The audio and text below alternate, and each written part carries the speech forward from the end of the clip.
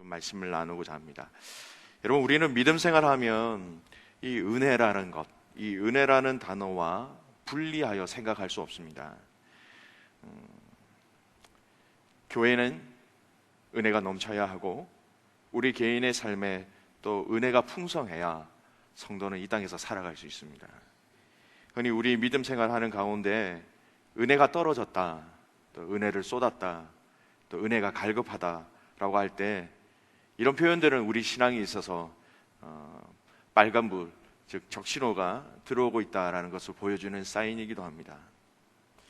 특히 교회 공동체 안에 은혜가 없을 때에 교회 공동체는 영적으로 큰 위기를 경험할 수도 있는 것입니다.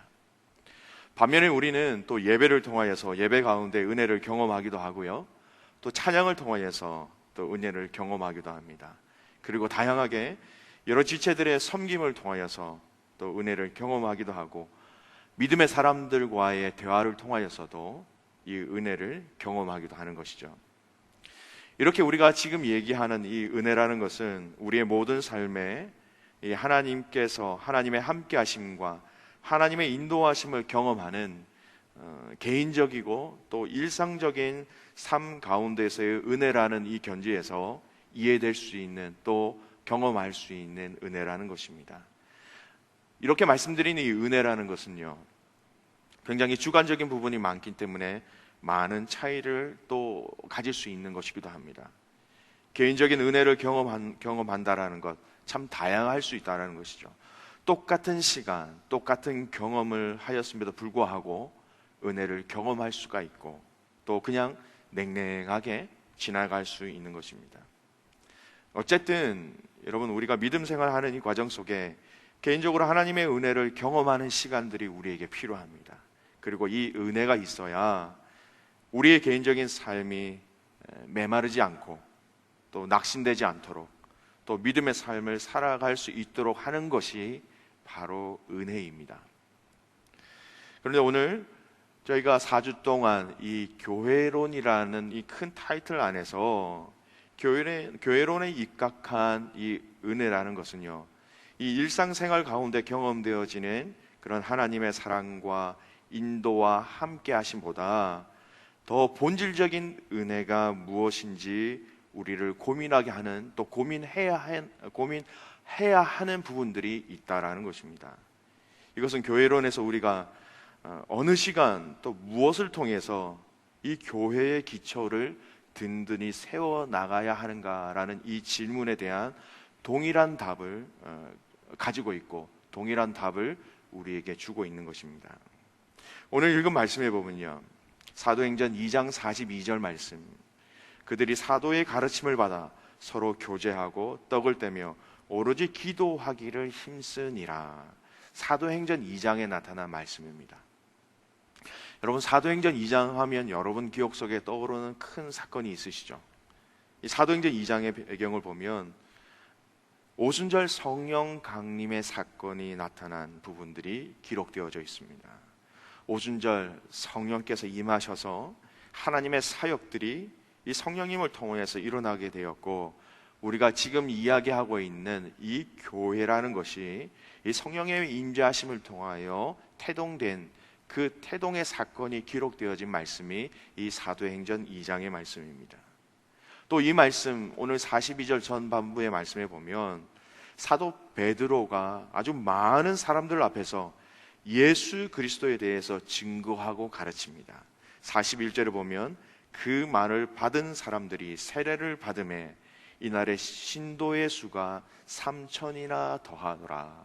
여러분, 하루에 말씀을 증거하니까 이날의 믿음을 가진, 또 믿음으로 세례를 받은 사람들 수가 3,000이나 더하였다. 정말 놀라운 부흥의 시간들, 놀라운 구원의 역사들, 그 은혜를 경험하고 있는 사건이 바로 이 사도행전 2장에 나타난 사건입니다. 오늘 그 가정 속에 42절 말씀을 보면요, 그들이 사도의 가르침을 받아 서로 교제하고 떡을 떼며 오로지 기도하기를 힘쓰니라 라고 말씀하고 있습니다. 이 말씀이 바로 이 교회론에서 바라보는 은혜의 수단이라는 것, 바꿔서 얘기하면 우리가 하나님의 은혜를 경험하고 이 하나님의 은혜를 전하는 방법이 무엇인지 정확하게 알 수 있는, 또 정확하게 언급하고 있는 말씀의 핵심 구절이기도 합니다. 일반적으로 교회론에서 은혜를 받고 또 은혜를 전하는 수단을 크게 두 가지로 얘기합니다. 진리의 말씀, 이 말씀과 성례다라고 얘기하고 있습니다. 그러니까 개인적인 여러 가지 방법으로 우리가 은혜를 경험할 수 있지만 교회론이라는 이 관점에서 은혜를 경험한다, 또 은혜를 받는다, 은혜를 나누어 준다고 얘기할 때에 이 살아계신 진리의 하나님의 말씀과 또 성례라는 크게 이 두 가지로 은혜를 경험하는 수단 또는 은혜를 경험하는 방편이다라고 얘기하고 있습니다.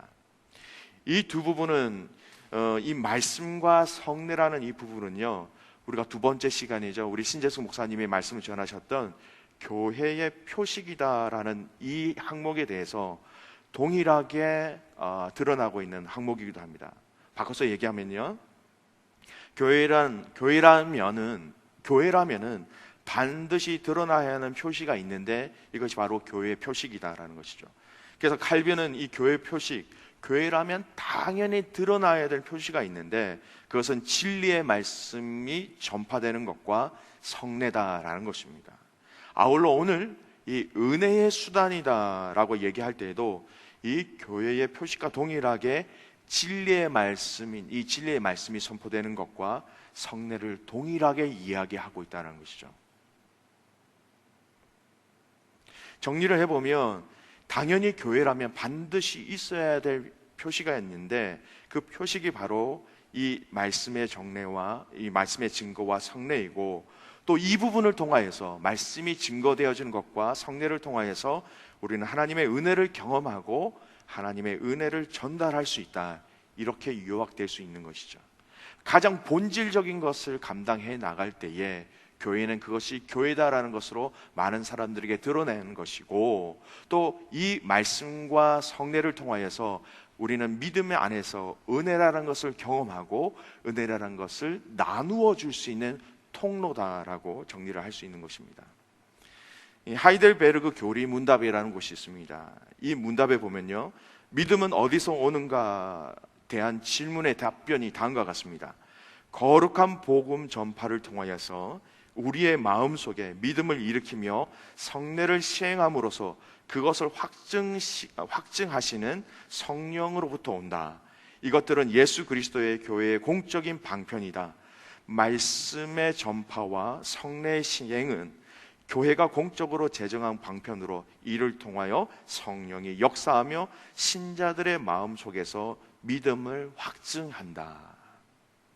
좀 말씀이 어렵죠. 좀 쉽게 얘기하면요, 이런 말씀입니다. 엄밀하게 얘기하면 교회는 말씀과 성례를 통하지 않고서는 은혜를 전달하는 공적인 본질적인 도구가 없다라고 얘기하고 있는 것입니다. 우리의 개인적인 감정과 경험에 입각한 그런 은혜, 물론 작은 의미에서 그것을 은혜라고 얘기할 수 있습니다. 하지만 더 본질적이고 더 성경적인 은혜라는 것은 결국 우리 모두에게 동일하게 역사하시는 수단과 방편으로서 말씀과 성례를 이야기하고 있는 것이고, 이것을 통해서 확증할 수 있다고 말씀을 얘기하고 있는 것입니다. 결국 이 말씀이 더 편하게, 더 쉽게 말씀을 표현한다면 이 말씀과 성례를 통하여서 본질적인 하나님의 은혜를 제대로 경험할 수 있다. 가장 공적인 은혜의 수단이라는 것입니다. 아까 말씀드렸던 것처럼 개인적인 만남을 통하여 우리는 은혜를 경험합니다. 찬양을 통하여서 경험할 수 있습니다. 말씀을 묵상하는 가운데 하나님의 은혜를 경험합니다. 하지만 가장 공적인 성경이 공식화되어 있는 이 은혜를 경험하고 은혜를 나누어주는 수단으로서 말씀하고 계신 것이 바로 말씀과 성례다라는 것입니다. 결국 이것은요, 복음이 전파되어지기 위해서 가장 본질적으로 필요한 핵심적인 것이고, 이 말씀과 성례가 아니고서는 믿음의 교회 안에 믿음의 교회를 세워나가는 데 있어서 다른 어떠한 것도 더 이상의 더 할 수 없는 본질적인 것이 바로 말씀과 성례다는 것입니다. 이런 입각하에서 은혜의 방편으로서의 말씀을 한번 돌아보기를 원합니다. 오늘 읽은 말씀에 보면 가르침을 받아 서로 교제하고 떡을 떼었다라고 얘기하고 있습니다. 여러분, 교회는 이 말씀에 대한 가르침이 기본입니다. 그 어떤 것도 이 은혜의 방편이 말씀, 이 말씀에 대한 가르침보다 우선할 수 없습니다. 우리가 하나님의 말씀을 빼고 하나님의 은혜를 전하고 경험한다는 것은, 여러분, 그것은 거짓입니다. 왜냐하면 이 말씀 안에 하나님 아버지를 알고 경험할 수 있는 가장 본질적인 것이 들어가 있기 때문입니다. 말씀을 제외하고 하나님의 은혜를 논한다라는 것은요, 말씀이신 하나님을 제쳐놓고 하나님을 만나겠다라는 아주 모순적인 말과 같다라는 것입니다. 그 말씀이 중요하다는 것을 더 드러내는 구절이 더 이어집니다. 가르침을 받아 서로 교제하고, 가르침을 받아 서로 교제한다는 것입니다. 이런 교회 안에서 교제가 필요합니다. 교회 안에서 당연히 교제가 필요하죠. 하지만 이 교제의 원리와 핵심을 가장 잘 이야기하고 있는 말씀이 이 본문의 말씀이라는 것입니다. 이 말씀에 대한 가르침을 받아서 서로 교제하라는 것입니다. 우리 공동체가 함께 교제할 때 여러분, 가장 중심이 되어야 하는 것이 바로 이 교제의 핵심이 가장 무엇이냐, 말씀에 주된 가르침, 그것이 우리에게 핵심이 되어야 한다라는 것입니다. 믿음의 교회 안에서 이 교제가 세상의 주제들, 또 세상의 이슈들, 세상의 것으로 교제하는 것이 아니라 이 말씀을 받아 서로 교제할 것을 명확하게 우리에게 이야기하고 있는 것이죠. 여러분, 믿음의 사람들이 말씀의 기준을 놓고 교제하면서 세상과 다른 것이, 여러분, 이 말씀과 함께 교제한다라는 것, 이것을 빼버리면 여러분, 우리 믿음의 공동체 안에서 교제한다라는 것은 세상과 별반 다름없는 교제라는 것입니다. 믿음의 공동체 안에서 여러분, 함께 낚시를 하는 것도 필요합니다. 함께 골프도 필요하고요, 함께 식사하는 것도 필요합니다. 나눔도 필요하고 또 위로도 필요합니다. 같은 취미를 하는 것 정말 필요하죠. 하지만 오늘 말씀은 더 이상의 교제의 원리에 대해서 군더더기 없이 명확하게 말씀하고 있습니다. 가르침을 받아 서로 교제하라라고 말씀하고 계십니다. 모든 공동체가 함께 모일 때마다 우리가 함께 지켜가야 할 것이 있다면 하나님의 말씀, 이 말씀의 선포가 바로 하나님을 만나게 되는 길이고, 또 그것을 통하여서 믿음의 공동체가 함께하기를 말씀은 우리에게 이야기하고 있는 것입니다. 여러분, 말씀에 대한 선포와 나눔이 있는 공동체, 어떠한 모임, 어떠한 것을 하든지 간에 여러분, 말씀에 대한 선포와 나눔이 있는 공동체가 이 하나님의 교회의 본질을 지켜나가는 공동체라는 것입니다. 무슨 모임이든지 이 본질적인 말씀에 대한 신뢰와 사모함이 있는 공동체, 그 공동체가 교회의 본질적인 모습, 그리고 본질적인 은혜를 구하고 경험하게 되는 공동체가 될 것이다, 성경은 말씀하고 있습니다. 여러분, 말씀을 통해서 확인할 수 있습니다. 우리가 너무나 잘 아는 말씀인데요, 디모데전서 3장 15절에서 17절까지의 말씀입니다. 제가 읽어드릴게요. 또 어려서부터 성경을 알았나니 성경은 능히 너로 하여금 그리스도 예수 안에 있는 믿음으로 말미암아 구원에 이르는 지혜가 있게 하느니라. 모든 성경은 하나님의 감동으로 된 것으로 교훈과 책망과 바르게 함과 의로 교육하기에 유익하니 이는 하나님의 사람으로 온전하게 하며 모든 선한 일을 행할 능력을 갖추게 하려 함이라. 이 말씀 안에, 이 성경 안에는요, 예수 그리스도 안에 있는 이 믿음으로 말미암아 구원에 이르는 지혜가 있다라고 오늘 말씀은 우리에게 가르치고 있습니다. 이것을 경험할 때, 여러분, 말씀을 통하여서 우리가 하나님의 그 구원하심을 우리가 경험할 때, 여러분, 이것은 우리가 이 땅에서 경험할 수 있는 가장 값지고 가장 본질적이고 가장 최고의 은혜인 것입니다. 이 말씀 안에 믿음이 있고 이 믿음으로 말미암아 구원에 이르는 지혜가 있다. 더 나아가서 16, 17절 읽었던 말씀입니다. 교훈과 책망과 바르게 함과 의로 교육하기에 유익하다. 하나님의 사람으로 온전하게 한다. 모든 선한 일을 행할 능력을 갖추게 하려 함이다. 이것은 우리가 믿음으로 인하여서 하나님께서 우리에게 믿음을 허락하셔서 구원받은 삶, 또 그 구원 이후의 삶에 대해서도 이 말씀이 우리에게 영향력을 주고 있다는 것입니다. 이 말씀이 예수 그리스도에 대해서 믿음을 주시고 이 말씀이 구원에 이르는 또 이르게 하는 그 지혜를 발견하게 한 뿐만 아니라 우리 주님이 다시 오실 그때까지 우리가 하나님의 사람으로서 온전케 되어지는 능력이 있게 하는 것이 바로 이 말씀이라는 것입니다. 여러분, 이 말씀의 능력을 더 깊게 누리는 저와 여러분 되시기를 주님의 이름으로 축복합니다. 이 말씀이 우리에게 있어야 이 말씀을 통한 은혜의 경험이 여러분 가장 본질적인 믿음의 교회 안에 있어야 될 은혜의 수단이라는 것입니다. 여러분, 개인적으로 이런 말씀을 참 많이 듣게 됩니다. 저희 목회자들 얘기를 잠깐 해드리면요, 목회자가 사역지를 옮길 때마다 여러 가지 환경과 여건들 가운데 하나님의 주시는 어떤 환경으로 말씀하시는 것도 있지만요, 말씀을 붙잡고 말씀이 주시는 그 말씀을 붙잡고 사역지를 옮기는 분들은요, 그 과정 속에 여러 가지 환경과 여러 가지 다름과 여러 가지 어려움이 오고 여러 가지 환경이 바뀐다 할지라도, 주위 사람들이 뭐라고 한다 할지라도 말씀을 통해서 주시는 그 하나님의 함께 하심, 말씀을 붙잡고 이동하고 말씀을 붙잡고 결단하고 말씀을 붙잡고 함께 달려갈 때에 가장 강력한 하나님의 은혜와 하나님의 능력을 체험하는 수단이 된다는 것입니다. 이것은 여러분에게도 동일한 것입니다. 하나님의 말씀을 확고히 붙잡고 이 말씀이 주시는 방법과 그 말씀이 인도하시는 방법으로 우리가 나아갈 때에 여러분, 그 말씀을 붙잡고 함께 달려가는 그 길 가운데 우리가 생각할 수 없는 어려움과 우리가 예상하지 못한 그런 길들이 펼쳐진다 할지라도 그것을 감당해낼 수 있는 능력이 어디서부터 나오느냐? 여러분, 이 말씀에서부터 흘러나온다는 것을 여러분 기억하시기 바랍니다.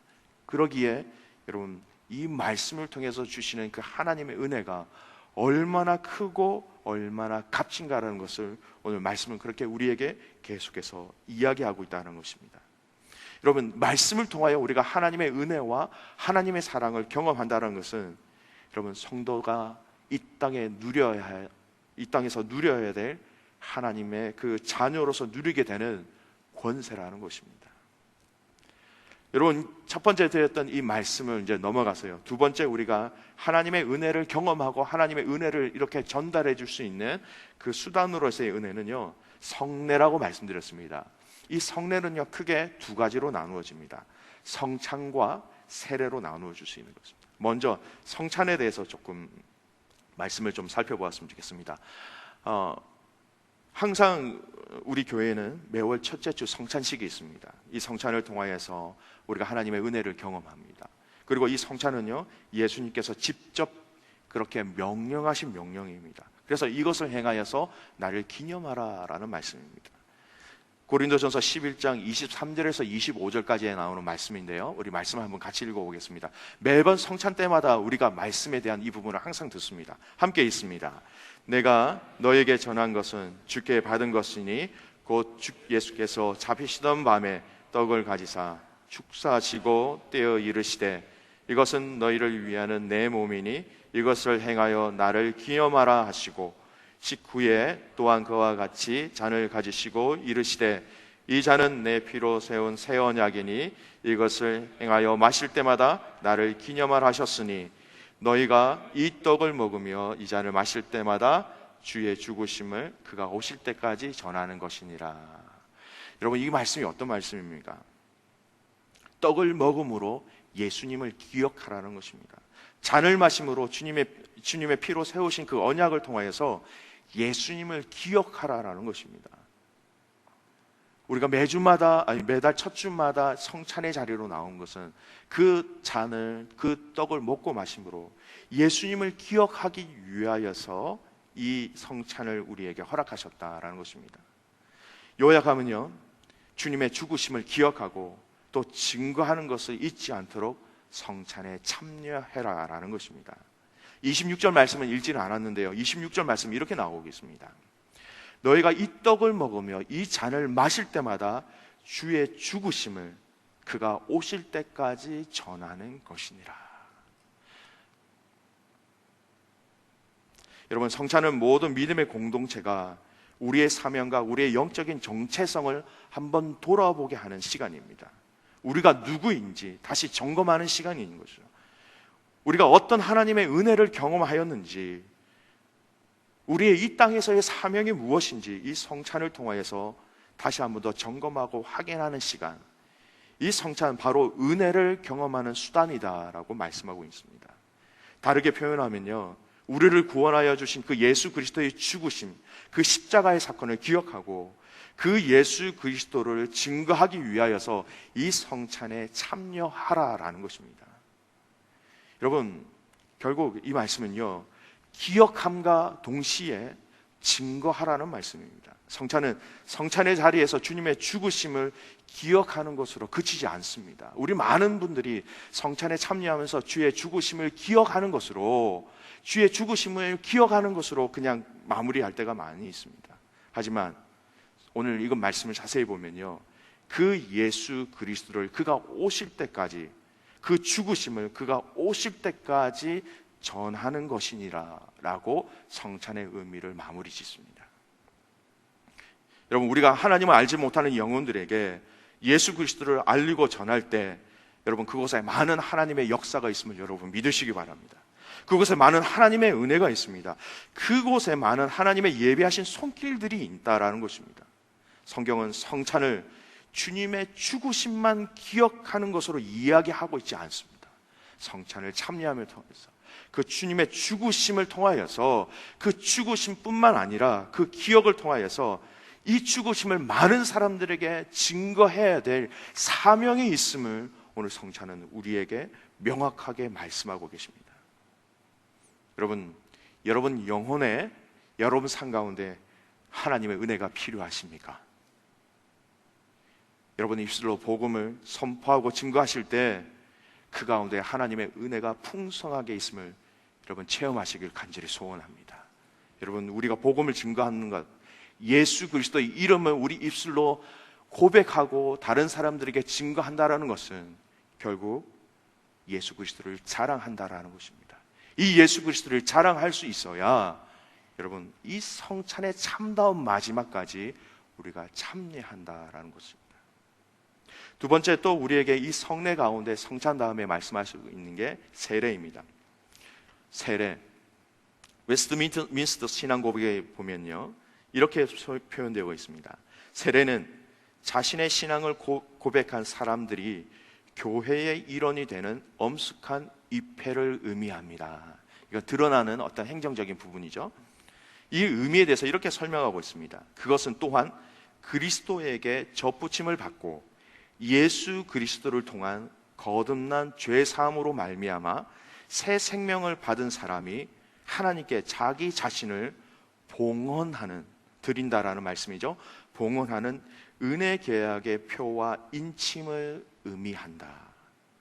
말이 좀 어렵습니다. 더 쉽게 얘기하면요, 예수 그리스도에게 연결된 자로서 죄에 대한 부분들이 해결되어 새 생명 받은 자들이 그들의 삶을 하나님 앞에 드리는 그 증거, 그 드리는 시간이 바로 이 세례다라는 것입니다.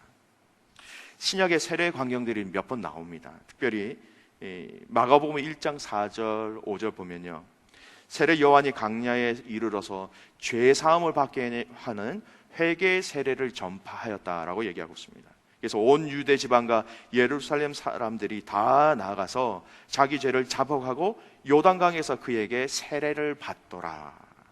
세례 요한의 세례부터, 즉 죄를 자복하고 죄 사함을 받게 하는 회개 세례에 대해서 이야기하고 있는 것입니다. 여러분, 우리가 죄의 문제를 가지고 있으면서 하나님을 절대 만날 수 없는 것처럼 이 세례는 바로 우리 힘으로 감당할 수 없는 죄의 문제를 하나님 앞에 내어놓고 해결받았다라는 확증의 시간이기도 한 것입니다.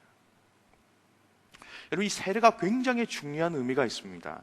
로마서 6장 4절에 이 세례에 대해서 참 잘 설명하고 있는 부분이 있습니다. 같이 한번 읽어보겠습니다.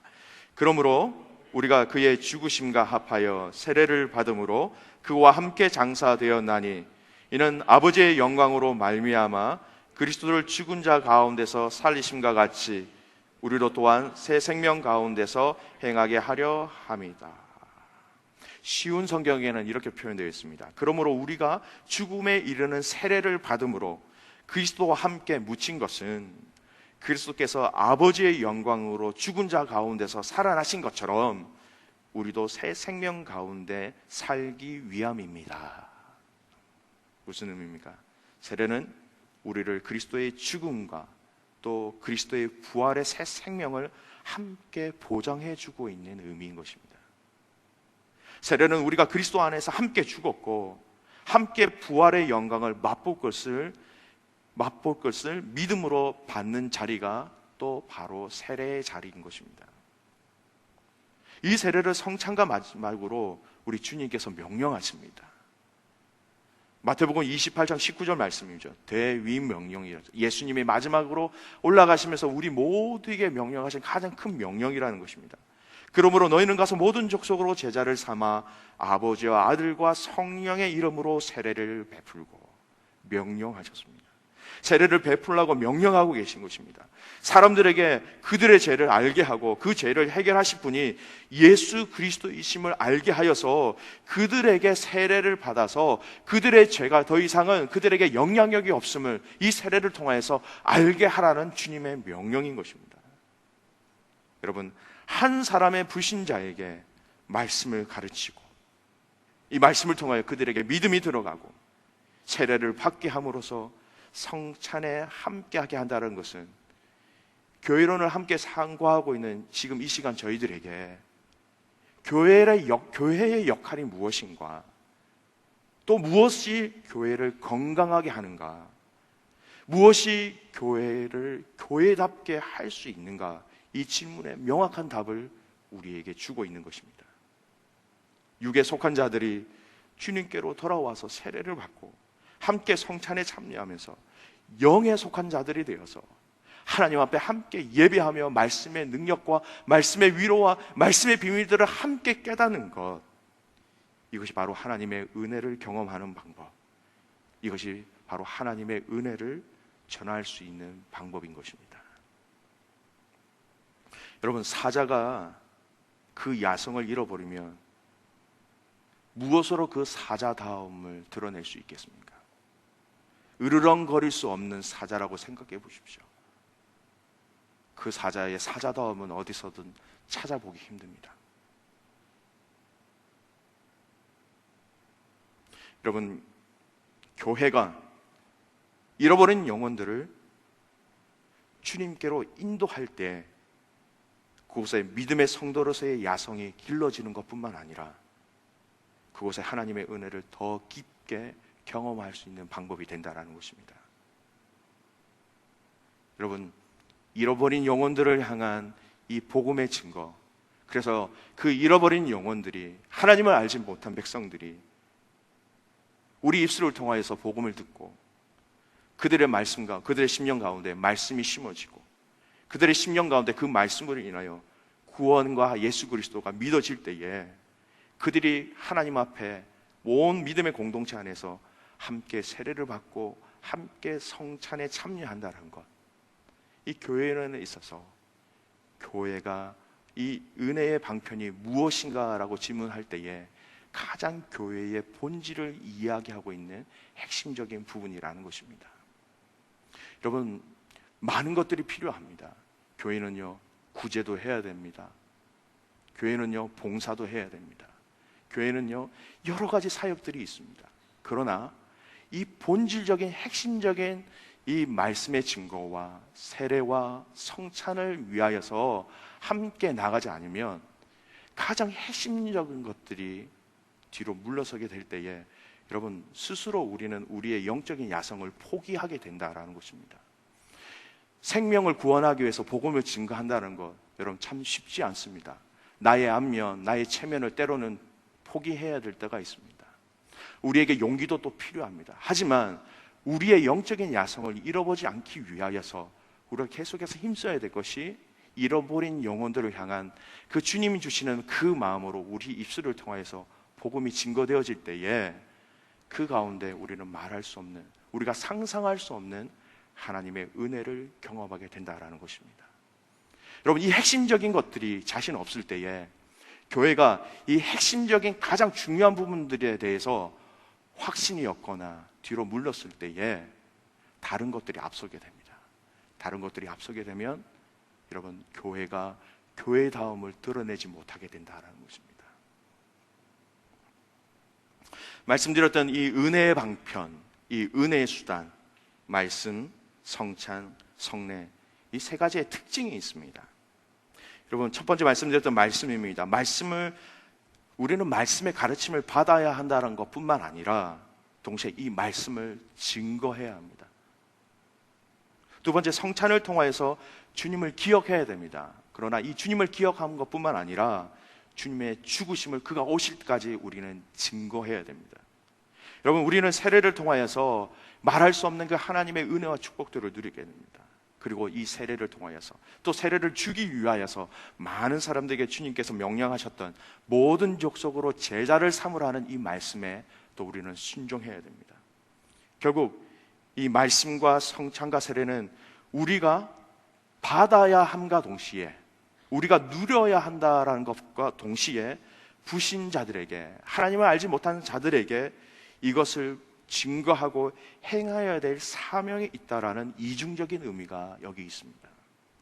이것이 우리가 은혜를 경험하는 수단과 동시에 은혜를 전하는 통로가 된다라는 것입니다.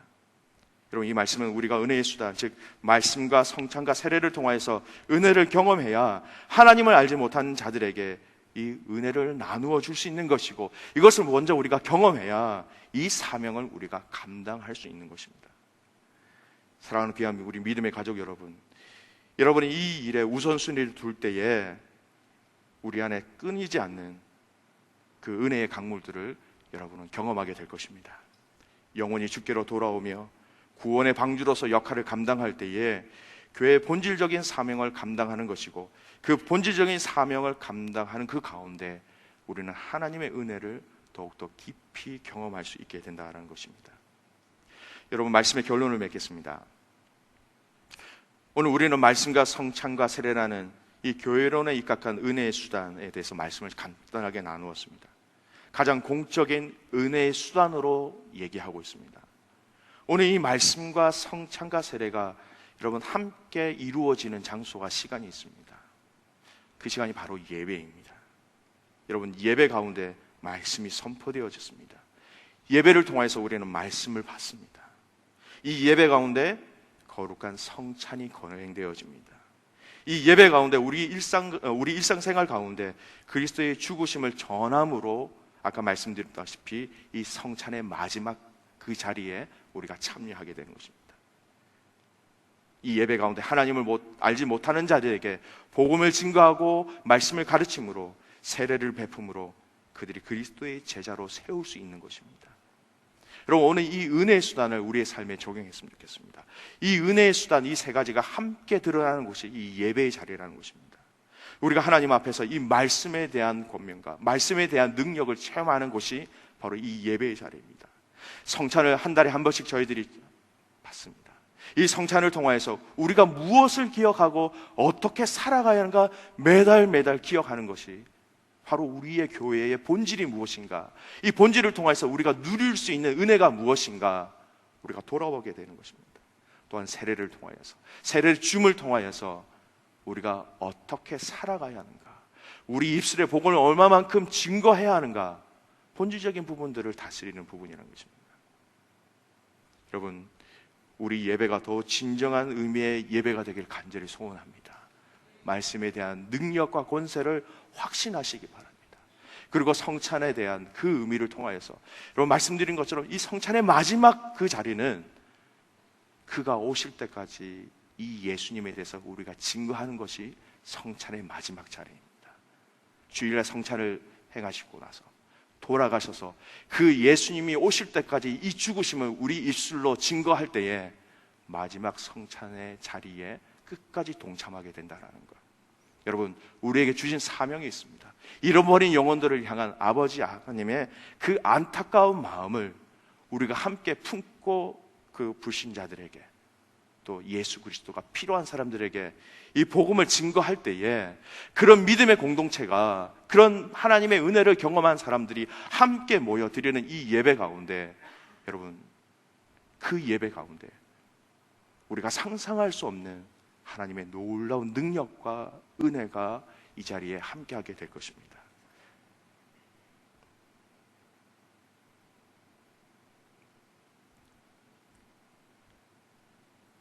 이 예배의 자리가 마음껏 하나님의 말씀을 마음껏 받아 누리는 은혜의 자리,